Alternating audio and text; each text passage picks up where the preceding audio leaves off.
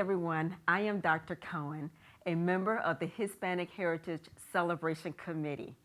Today, I have the distinct honor of interviewing the Honorable Judge Michael Lopez, who is a judge in the Rochester City Court. Thank you for joining us. Thank you for having me. Yes, so Honorable Judge Michael Lopez, you have a Hispanic background, so which makes you perfect for us to interview for this celebration. And you have some influence in our community. Before we get deeper into what you do for a living, I'd like to talk about your early years. Can you tell me a little bit about growing up and having this Hispanic culture? Well, I grew up in a pretty rural area of Darien, New York, which is over by, well, where Darien Lake is. Everybody's heard of that, but it's also next to Attica, and we went to Alexander High School, my brother and I. We were the only Latino kids in the school, and over the years it made for some very interesting interactions with, it was a all-white school that we attended to, and it was a very conservative, rural area.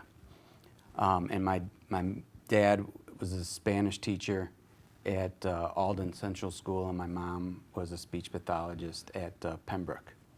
Oh, okay, very good. Now, you said it was very interesting being one of the few Latinos in that school district. Can you expound upon that?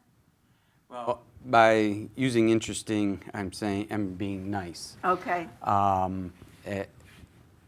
To a lot of the students that are at the school, my brother and I, these people had no understanding of what Latinos or Hispanics were.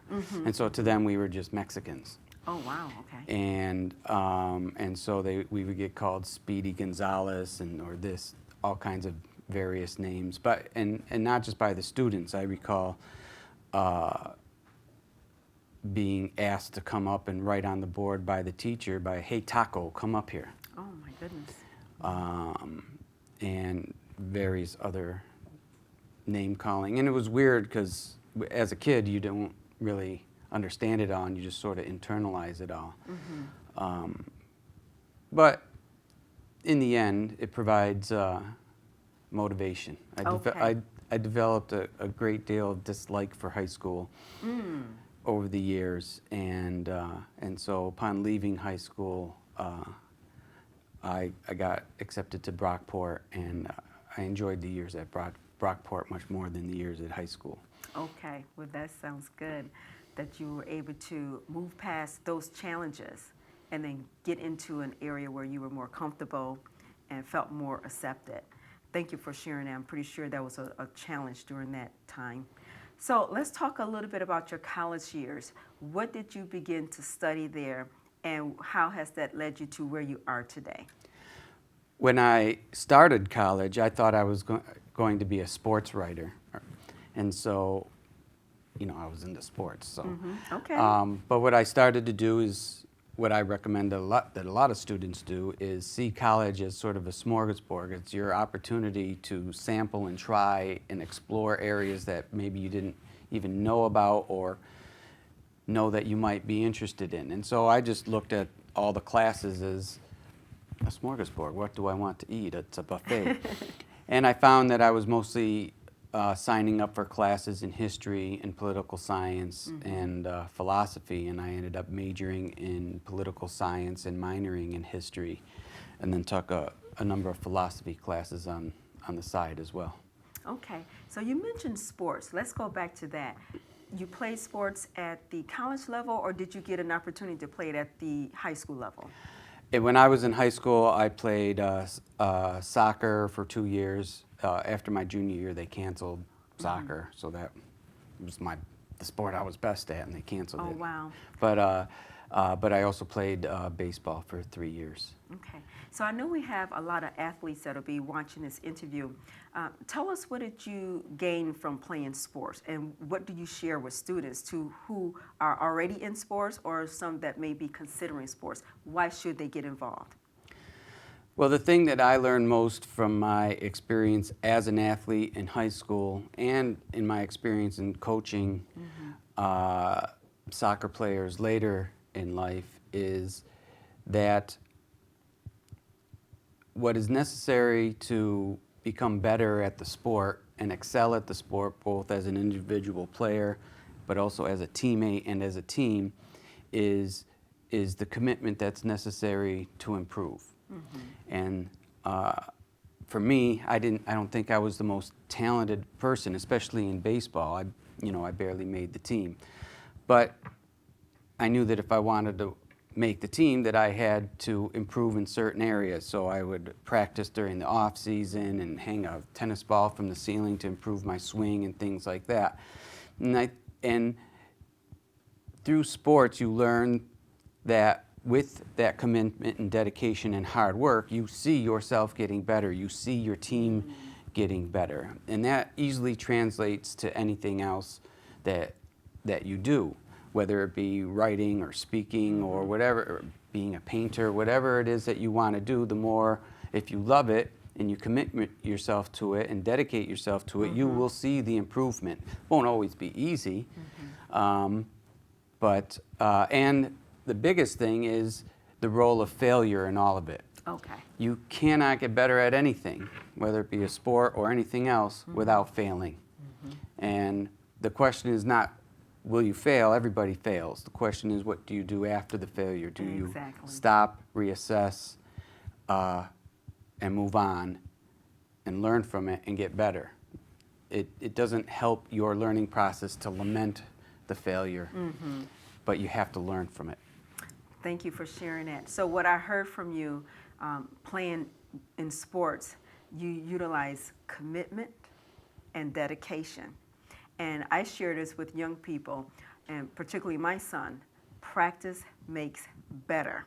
So you're saying that you may fail, but use that as an opportunity to learn and to grow and to move forward. I love that. Thank you for that. So we know that you are a judge now, and the typical path to judgeship is to become a lawyer, and then you move into that area. Tell us a little bit about your role as a lawyer, and then talk to us about being a judge. Well, I certainly never, growing up or even in law school, and at least for the first half of my career as an attorney, I did not envision becoming a judge. I didn't go to school thinking, I want to be a judge someday. Okay. But it was during college that Dr. Borwick at SUNY Brockport encouraged me to go to law school. He, in fact, encouraged me to go to Wisconsin because his secretary was from Madison, Wisconsin, so that's where I ended up going. And while at Wisconsin, there was some challenging moments. I remember a time about halfway through law school, I was just kind of wondering, what am I doing? Why am I here?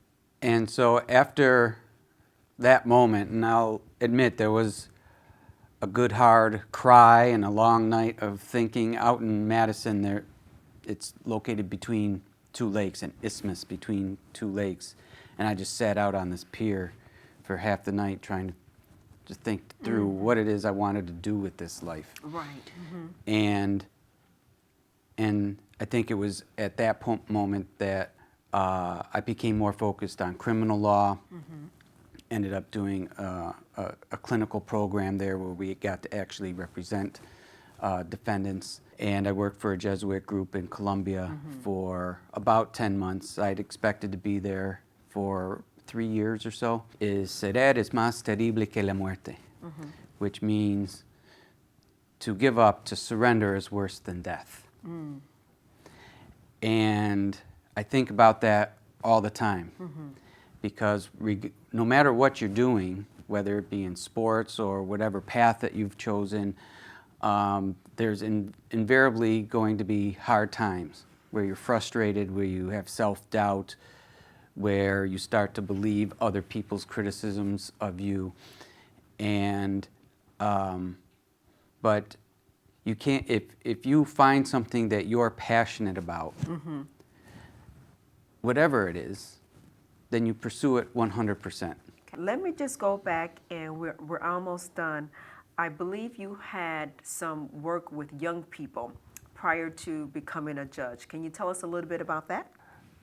Upon returning to Rochester and starting in the public defender's office, we would go to protests in New York and DC and all over the place and get tear gassed and all that kind of stuff. But at some point, the protesting was fine and even fun a little bit, but we never really could see anything tangible because the powers that be never seemed to change anything. And I started to think, I just got to go back home and get back to the grassroots, and whether it be handing out rights cards on Main Street back when the buses were all on Main Street, Know Your Rights cards, or just getting involved in community. And my kids got old enough, they were 5 and 7 years old, so they started playing soccer, and I started coaching in Flower City Soccer League. Okay. And that started 15 years of doing that with hundreds of kids. And it has been such a joy to watch kids that used to be this big now be a foot and a half taller than me, and see kids grow and go through that system. It hasn't been without its tragedies. We've had kids who were great soccer players, great athletes, who the pull of the sport wasn't strong enough as some of the negative influence out there, and a couple have been murdered, others have been pulled into the criminal justice system, but others have found their path. Some are in college. A lot of them don't even play soccer at the collegiate level, but that's whatever. That's just bonus. As long as they are finding their path and pursuing it with all their vigor, that's the biggest success.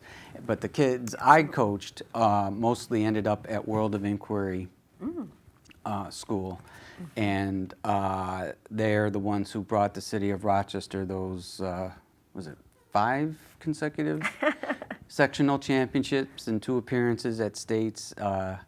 They're great kids, great kids. Oh, great. That deserves a pat on the back for that. So we know, Judge, that you are a judge in the Rochester City Court, and you have a Latino, a Hispanic background. How has being a Latino impacted your role as a judge in the city court?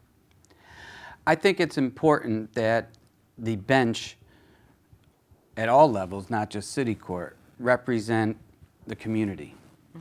And unfortunately, and we were talking about this in a Hispanic Heritage event that we had yesterday, the courts in upstate New York are severely, Hispanics are severely underrepresented in our court system throughout. And I'm not just talking about judges, attorneys, public defenders, district attorneys, court staff, court deputies.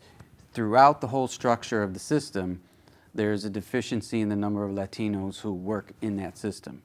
But it's important, considering the number of Latinos that come into the building, not just in the criminal courts, but it could be housing court, or it could be in family court, or civil matters, and many ways that people end up in a courthouse. It's important that there be Latinos present in that building for language services, and you just feel better and more comfortable and less stressed if you see that there's people who come from your cultural background in the building. Unfortunately, I am the only elected Latino on the bench in Monroe County. Maybe 5 years into my career as a public defender, when I attended the Latino Alliance Campaign Academy, and which brought together a lot of local political leaders just to encourage people to consider running for office. We matured, by we I mean me and my friends back then. As we matured, we realized that what is the point of the organizing and the grassroots movement we're trying to build if we don't put people in a position to actually run for office and take on the responsibilities that are out there. And so, but it was a long road. I mean, you don't just get up one day and run for office. You have to build an honest reputation in the community, a real reputation, because the people aren't stupid. They can see the people who are self-promoters, and especially with social media now, it's hard for people to find who's real and who's sort of just out for themselves. But luckily, I have people like Larry Morales in my life, who has always been an inspiration to me, personally, professionally, as a coach. All my players, my sons, everybody loves Coach Larry. I wish he had been able to stay as coach. He was for a little while at World of Inquiry. But it's people like him who help keep me grounded and focused on what's important. So my last question for you, Judge, what advice do you have for our scholars that are listening to you today? What would you share with them in terms of reaching their goals and reaching their highest potential while they're in this high school journey? Well, one is give yourself enough wiggle room to find out what it is that you want to do with yourself. Don't let other people dictate that for you. I mean, listen to people. The older people around you might tell you stuff, and it's not necessarily about controlling you. It's because they have experiences that you haven't had yet, and they want you to learn from their experience. I think every parent probably goes through that and that friction between the parent and child, where the parent is trying to share that experience with the young person, and the young person's, what's that person talking about? What's Dad talking about? They don't know what they're saying. But listen to people, but find your path, but pursue it with everything. But also have a mind open enough to know that there's stuff out there that you might absolutely enjoy doing that you don't know about. And so keep your mind open enough to have those other experiences. And so don't see college necessarily as more high school, because it's not. It's a whole new world of experiences that that you can have. Everybody I know who went to college looks back on their college days saying, boy, I wish I could go back to college. This happiness doesn't come in a big paycheck. It doesn't come with fancy sneakers or all that other stuff. Happiness comes if you're doing something that you love around people that you enjoy. And that's what will sustain you through your life more than money. Well, thank you, Judge. I appreciate you taking time to be with us and share with our scholars. And he has said, pursue with passion and be open-minded. Thank you, everyone, for listening to this interview with the Honorable Judge Michael Lopez. Thank you.